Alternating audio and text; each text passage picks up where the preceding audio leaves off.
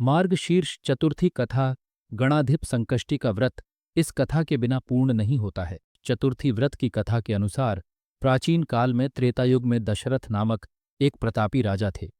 वे राजा आखेट प्रिय थे। एक बार अनजाने में ही उन्होंने एक श्रवण कुमार नामक ब्राह्मण का आखेट में वध कर दिया। उस ब्राह्मण के अंधे माँ बाप ने राजा को शाप दिया कि जिस प्रकार हम लोग पुत्र शोक में मर रहे हैं, उसी भांति तुम्हारा भी पुत्र शोक में मरण होगा। इससे राजा को बहुत चिंता हुई। उन्होंने पुत्रेष्ट यज्ञ कराया। फलस्वरूप जगदीश्वर ने राम रूप में अवतार लिया। भगवती लक्ष्मी जानकी के रूप में अवतरित हुई। पिता की आज्ञा पाकर भगवान राम सीता और लक्ष्मण सहित वन को गए, जहां उन्होंने खरदूषण आदि अनेक राक्षस व राक्षसियों का वध किया। इससे क्रोधित होकर रावण ने सीता जी का अपहरण कर लिया।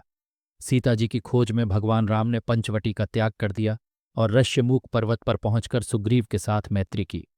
तत्पश्चात सीता जी की खोज में हनुमान आदि वानर तत्पर हुए। ढूंढते ढूंढते वानरों ने गिद्धराज संपाति को देखा। इन वानरों को देखकर संपाति ने पूछा कि कौन हो, इस वन में कैसे आए हो, तुम्हें किसने भेजा है, यहां पर तुम्हारा आना किस प्रकार हुआ है। संपाति की बात सुनकर वानरों ने उत्तर दिया कि भगवान विष्णु के अवतार दशरथ नंदन राम जी सीता और लक्ष्मण जी के साथ दंडक वन में आए हैं। वहां पर उनकी पत्नी सीता जी का अपहरण कर लिया गया है। हे मित्र, इस बात को हम लोग नहीं जानते कि सीता कहाँ है। उनकी बात सुनकर संपाति ने कहा कि तुम सब रामचंद्र के सेवक होने के नाते हमारे मित्र हो। जानकी जी का जिसने हरण किया है और वह जिस स्थान पर है वह मुझे मालूम है। सीता जी के लिए मेरा छोटा भाई जटायु अपने प्राण गंवा चुका है। यहाँ से थोड़ी ही दूर पर समुद्र है और समुद्र के उस पार राक्षस नगरी है। वहां अशोक के पेड़ के नीचे सीता जी बैठी हुई है। रावण द्वारा अपहृत सीता जी अभी भी मुझे दिखाई दे रही हैं।